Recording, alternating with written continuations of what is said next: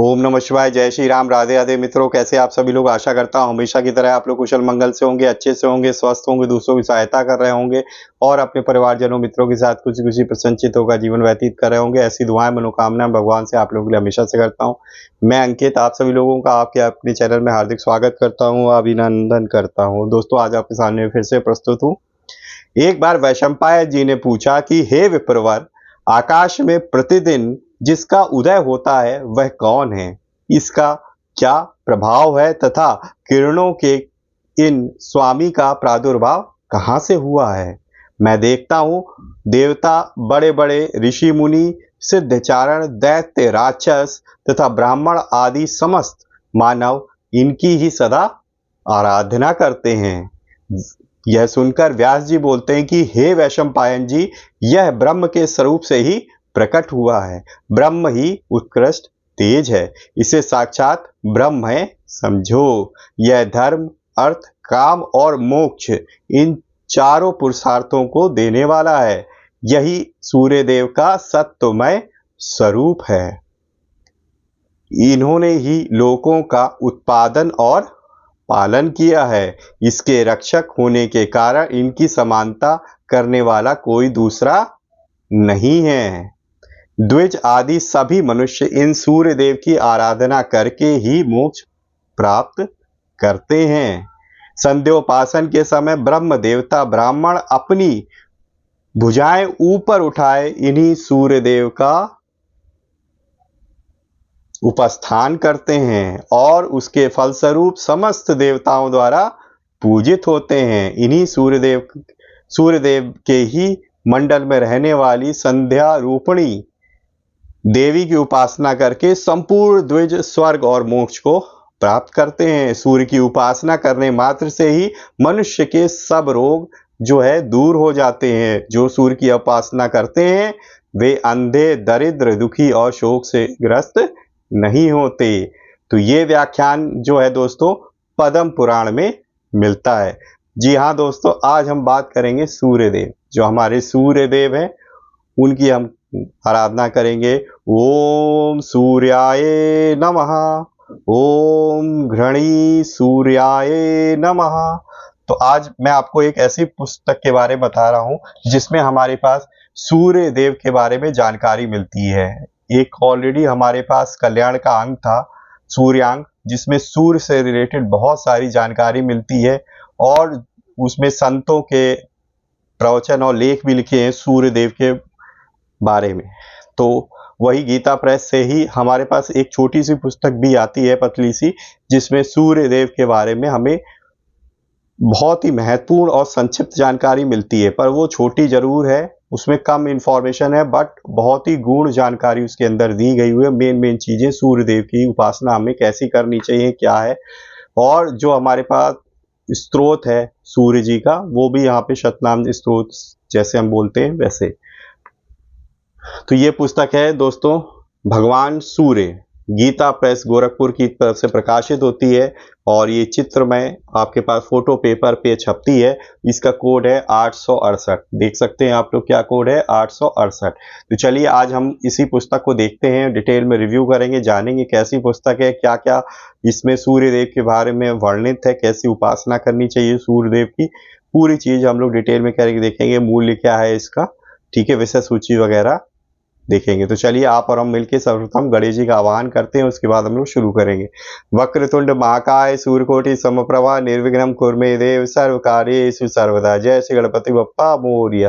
तुमेव माता च पिता तुमेव बंधु च सखा तुमेव विद्या द्रविणं तुमेव सर्वं मम देव देवो। जय श्री गणपति बप्पा मोरया। चलिए शुरू करते हैं।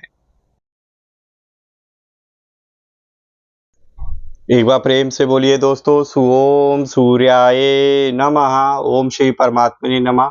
दोस्तों ये भगवान सूर्य और इसका जो कोड है 868। ये गीता प्रेस गोरखपुर की तरफ से प्रकाशित होती है, आप लोग देख सकते हो, फोटो पेपर पे है कंप्लीट।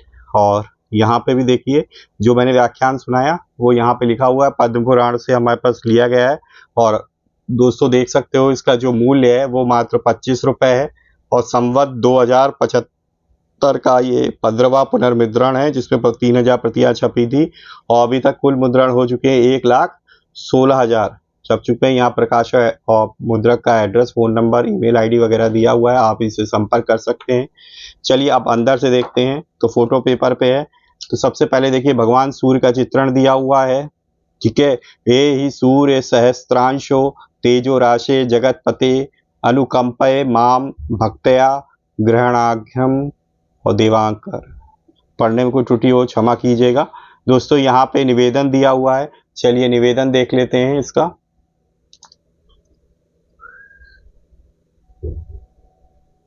रात्रि की बड़ी बहन, आकाश की बेटी, वरुण की भगनी, स्वर्ग की दुहिता उषा सुंदरी एक युवती की भांति प्रकाश में नित्य नवीन परिधान पहने हुए सारे प्राणी समूहों को जगाती है। पैरों वालों को अपने अपने काम पर भेजती है तथा पर वाले पक्षियों को आकाश में विचरण करने के लिए प्रेरित करती है। वह अपने आराध्य भगवान सूर्य का मार्ग प्रशस्त करती है। ऋषिगण इसी काल में अपनी मुक्ति का मार्ग ढूंढते हैं। एक ऋषि उषा से प्रार्थना करता है कि यदि आप हमें परमात्मा का दर्शन ना करा सकी तो भला दूसरा कौन करा सकता है। सुदूर क्षितिज पर विराजमान सविता भगवान की स्वर्णिम छटा किसके मन को आह्लादित नहीं करती। भगवान सविता का बाल रूप अरुणोदय काल ऐसा प्रतीत होता है कि मानो पूर्व दिशा में ही गोद में स्थित मार्तंड शिशु अपनी मधुर मुस्कान से सारे संसार को मुग्ध करता हुआ किरणों के बहाने से पृथ्वी पर चलने अर्थात चराचर जगत को कार्य करने की प्रेरणा दे रहा हो। जगत की समस्त घटनाएं तो सूर्य देव की ही लीला विलास है। एक और जहां भगवान सूर्य अपनी कर्म सृष्टि रचना की लीला से प्रातः काल में जगत को संजीवनी प्रदान कर प्रफुल्लित करते हैं, तो वहीं दूसरी ओर मध्याह्न काल में स्वयं ही अपने महेश्वर स्वरूप से तमोगुणी लीला करते हैं।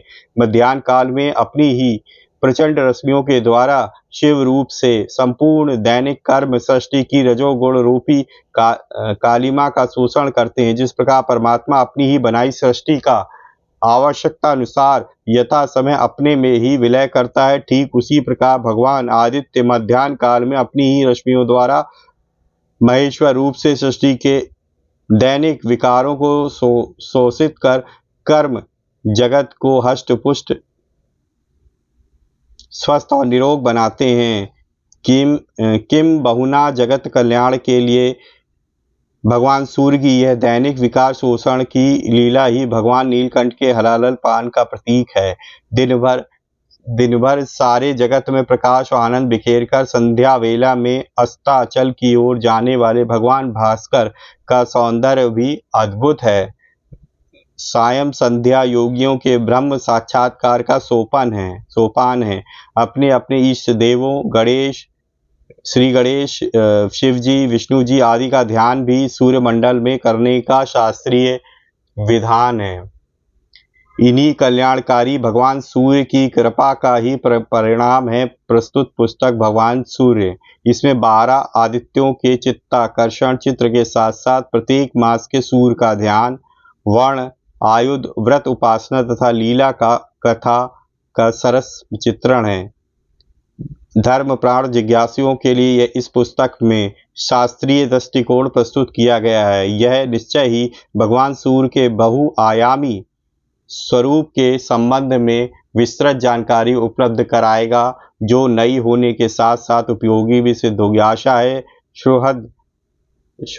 सुहृद पाठक इस पुस्तक का सदा की भांति हार्दिक स्वागत करेंगे। प्रकाशक महोदय ने लिखा है दोस्तों, तो बहुत ही बढ़िया है।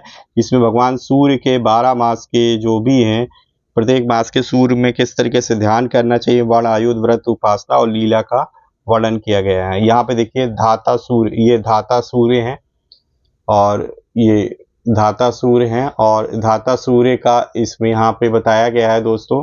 धाता सूर्य का ध्यान हमें किस तरीके से करना चाहिए, यहाँ पे श्लोक दिया हुआ है और उसका हिंदी में अर्थ दिया हुआ है। फिर काशी के द्वादश दैत्य भगवान सूर्य का काशी गमन तथा लोलार्क की कथा यहाँ पे दी गई है। अब देखिए दूसरा हमारे पास चित्र है, वो अर्यमा, अर्यमा सूर्य जी का चित्र है। तो अर्यमा सूर्य का हम किस तरीके से ध्यान करेंगे, उसका श्लोक, उसका हिंदी में अर्थ है, और उत्तराक सूर्य की महिमा का वर्णन यहाँ पे दिया गया है। फिर हमारे पास है मित्र सूर्य। ये मित्र सूर्य का चित्र है दोस्तों। ये मित्र सूर्य जी का ध्यान कैसे करना चाहिए, उसका श्लोक है, उसका हिंदी में अर्थ दिया हुआ है। इसमें सांबादित्य की कथा दी गई है दोस्तों। फिर हमारे पास यहाँ पे वरुण सूर्य का चित्र दिया हुआ है, और यहाँ पे वरुण सूर्य का हमें ध्यान कैसे करना चाहिए श्लोक है, उसका हिंदी में अर्थ है, और द्रौपदादित्य की कथा यहाँ पे दी गई है।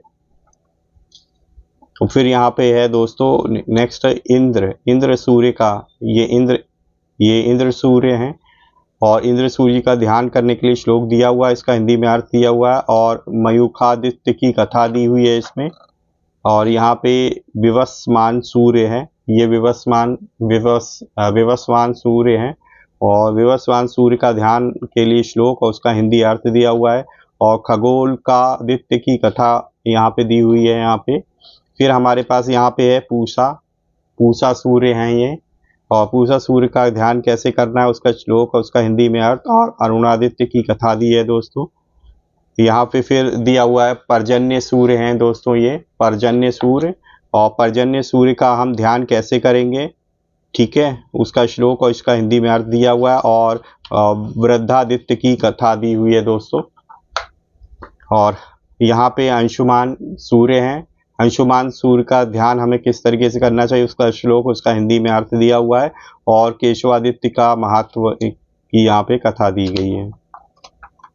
फिर यहाँ पे दोस्तों हैं भग सूर्य, ये चित्र जो दिया हुआ है भग सूर्य जी का दिया हुआ है, उसका कैसे हमें उपासना करनी है, उनका ध्यान कैसे करना है, उसका श्लोक, उसका हिंदी में अर्थ, और विमलादित्य का महत्व की कथा दी गई है दोस्तों यहाँ पे। फिर हमारे पास नेक्स्ट है त्वष्टा सूर्य, ये त्वष्टा सूर्य हैं, इनका ध्यान करने के लिए कैसे करना चाहिए, उसका श्लोक, उसका हिंदी में अर्थ, और गंगादित्य का महत्व की कथा दी गई है दोस्तों। फिर यहाँ पे देखिए विष्णु सूर्य जी हैं, ये विष्णु सूर्य जी हैं, विष्णु सूर्य जी का ध्यान हमें कैसे करना चाहिए, उसके लिए संस्कृत का श्लोक, उसका हिंदी में अर्थ, और यमादित्य का महत्व दिया गया है, क्यों, उस महत्व की कथा। फिर ये है हमारे पास भगवान सूर्य के द्वारा युधिष्ठिर जी को अक्षय पात्र देना, ठीक है, तो यहाँ पे उसकी पूरी कथा वर्णित है, और ये कहाँ से लिया गया है दोस्तों, महाभारत से लिया गया है। फिर यहाँ पे देखिए सूर्योपासना, ठीक है, तो यहाँ पे सूर्योपासना के बारे में दिया हुआ है दोस्तों।